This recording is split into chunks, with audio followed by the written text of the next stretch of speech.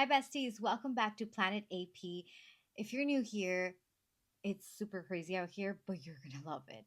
What I'm gonna talk about today, it's gonna be short and sweet, but I really wanted to make a video about this because it blew my mind when I actually realized this in my own life. And I was doing some reading and something reminded me of that, and I was like, oh my God, which is how to not have a manifestation miscarriage. What does that mean? It means how do you, because here's what it is, right? Every time that there is a desire in your heart and you've been manifesting something, right? It's like planting a seed.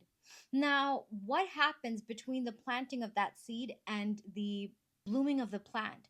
That space in between is very crucial, and that is where most people, and I used to be those people, but most people end up having a miscarriage, and then they end up believing, again, I used to be those people that, oh my God, I'm not able to manifest. Maybe I'm not good at it. Maybe I need to learn more. But it's so simple, right? That it baffles me. And this is one of the things that I was actually talking to one of my activation calls. I had this activation call this morning, and the woman, she brilliant woman, and she and I, we were talking about how in this industry so many people have overcomplicated how simple this is, overcomplicated how simple it is to actually live an extraordinary, mind blowing life where every single thing happens effortlessly for you. And so people have fallen down this spiral of believing that it needs to be hard, but it's actually so simple that it seems too good to be true, but it's not. It's not. And so manifestation miscarriage is when there's a desire you have. Now, I want you to think about your manifestations like you're a gardener and you're planting a seed. Because in this world, in today's world, especially where we're all addicted to dopamine and social media and shorts and reels, and our attention spans might be so short that we want instant gratification, right? So Amazon will tell you, oh, you don't want to wait for your parcel, get Prime delivery. Uber Eats will tell you, you can fasten your delivery time. Everything is just so instant. You want it, you get it, right? And so in that instancy, we become addicted to instant gratification. And that's why we tend to go about our manifestations like, oh, if it doesn't appear, then it's not happening, or whatever. Or if I manifest it right now and tomorrow my 3D reflects something different, then that just means I haven't leaped or whatever. And all those meanings we keep giving are what keep us from the reality that's waiting to be experienced by us, right? And every time we do that, we mess with the sacredness of the process. We mess with the sacred of the unseen. And so, my intention with this video is just to get you to land this and embody it. Not understand it, but embody it. That as all of you in this beautiful community we're building, we're over 6,300 people. That is so believable, but also just I'm so grateful because wow, I love you guys. You're amazing, right? But we're all committed to learning this work. We're all committed to exploring, okay, well, what is the fastest way to experience the easiest life? A life where I just get to have fun and things work out, right?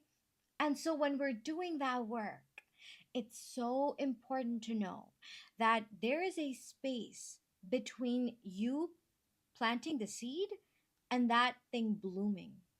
And that space in between is where you have to, by all means, you must. It is the only thing that matters to you.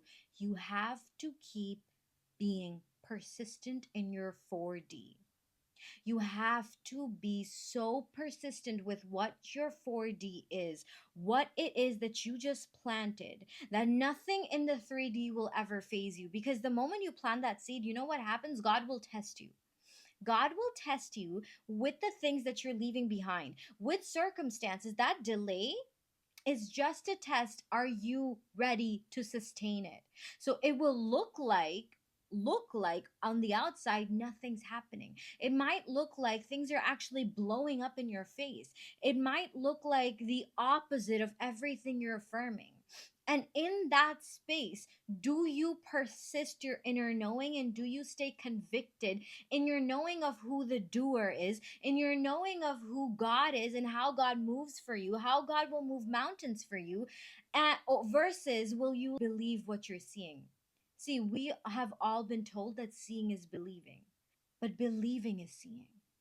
The truth is that believing is seeing. So if you're not believing yet, you won't see it. And you will have a miscarriage before that thing could even bloom. So when you're doing your big reality shifts completely, no matter what it takes for you to do that, no matter how delusional you feel like while you're doing it, no matter how cuckoo in the head it feels or uncomfortable, it's like, am I gonna really do that? Like, doesn't matter. Is how you're perceived by other people more important, or getting to live that life that was your birthright to live? People can perceive you however, but you have to live with the knowing that this isn't about your ability to manifest. You're just the convictor. You're just being convicted in something, and God is bringing it into the physical form for you.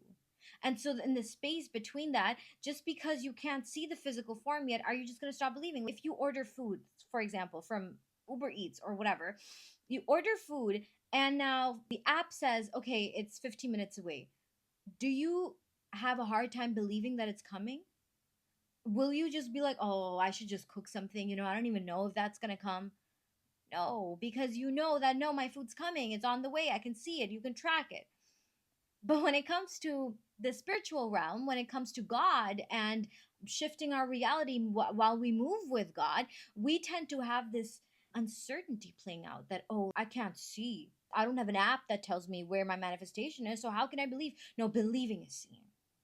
Believe in it. Keep believing in it until you see it. And I promise you, there will never be a thing in your reality. Write this down, memorize it, I don't care, but there will never be anything in your life that if you convict to it in your 4D, in your inner knowing, if you convict to it and you persist in your conviction, that you don't actually see it in your 3D, it will never happen. Because you want proof of that? Look at all the not great things you've manifested. All the things that all the ways you believe the world works, all the ways you believe people treat you, all of those things that are normals for you, you have convicted to those truths. You have consented to it. And so you see the proof of it. So if you don't want a miscarriage of your manifestations, you have to believe and persist and keep persisting until it's here, because otherwise your frequency goes here, you're manifesting, God presents a situation for you where you get to show it that, you know what, God, I'm ready. I show up differently now. And before that final stretch, you go like, oh my God, this is just, it always happens. It always happens with me. It just, nothing just ever works out for me. You go back to your victimness. You go back to the old story. You have to let the old story go. The whole point of shifting your reality, shifting a timeline, is to literally, physically, in your DNA, feel like, I cannot relate to the way that I used to think before, the person that I used to behave as before, the behaviors I was exuding before. I was having a conversation with one of my best friends just I think an hour ago or something, and I was telling them about my past few years, and I was like, what's crazy is that when I think about it, it feels like someone else's life. I cannot ever think that that was my life, that I was being that way. And that is true. It wasn't me. It was another version of me. And she's probably still out there. But for me to experience a different reality, I had to leave her behind. You have to leave that version of you so behind that no matter what the 3D shows, it doesn't phase you, because you're not that person anymore. If you were me for a day, for example, right? If you saw things that were happening in your life from being in my body, you would have a very different reaction or response, because you would not have that list of assumptions and beliefs and stories connected to me. That's connected to your body. So think about it that way. Think about it like you're going a whole fresh body, a whole fresh timeline. The past does not exist here unless you keep perpetuating it, unless you keep thinking, oh, this has to do something over here. No, like just no, drop it, right? And so when you do that and you keep persisting in your knowing, keep persisting in the reality you know to be true over here, it will come into the physical form. And here's the thing, there are things that we persist in and we don't get them. We don't get them. You know why? Because God knows what you don't know. He hears conversations you don't hear, He sees things you don't see. So surrender to God, surrender to what you're calling into your life, to the doer of it all, means total full surrender. Means that I might not get the specific thing exactly like that. It's in the knowing that if I'm not getting what I exactly want, it's because I am asking for an apple and God wants to give me an apple farm. I'm asking for an apple and God wants to give me an apple farm. You would be out of your mind if you fight over that. So, surrendering and detachment means trusting that God knows. God knows. He knows you. He knows every inch of you that you don't even know. So, anything that He's delivering to you will be what is best for you. It's like if there's a kid and they're about to put their hand in the fire, you might stop them. I mean, you're obviously going to stop them, right? The kid might think that, whoa, you prevented my fun or whatever, but you as an adult have more higher consciousness. You know more, you know better. So you're like, no, I'm protecting you. I love you. And I want you to have fun a better way. I'll take you to the theme park. No, no, no, I want to put my hand in the fire. I'll take you to Disneyland, Lego World. No, no, no, hand in the fire. That's it. Stop trying to put your hand in the fire. Trust that when you call something in your life, God will deliver it in the best way possible for you. Your job is not to figure out how or when or whatever. Your job is just to have your conviction so strong that you don't end up having a miscarriage along the way. That's it. It's that simple. Okay. So thanks for watching. I love you guys. If you want my time bending activations, they're basically high frequency thoughts and just high frequency energy that is infused in your subconscious and every part of your DNA. You can get them from the link below. They have been like they're shifting people's lives already, left, right, and center. Some people are like, I'm listening to these all day. Some people are like, girl, I have been manifesting crazy stuff, and they dropped 2 days ago, right? Or I don't know, 2 3 days ago. I don't know time, man. But like, point is that they're gonna shift you into a new reality like this. Okay. If you want my free quantum leaping transmission with a PDF guide that has questions, another link below. And if you want to have a one-on-one personalized activation call with me, that's also here. I love you so much. Thank you for tuning in.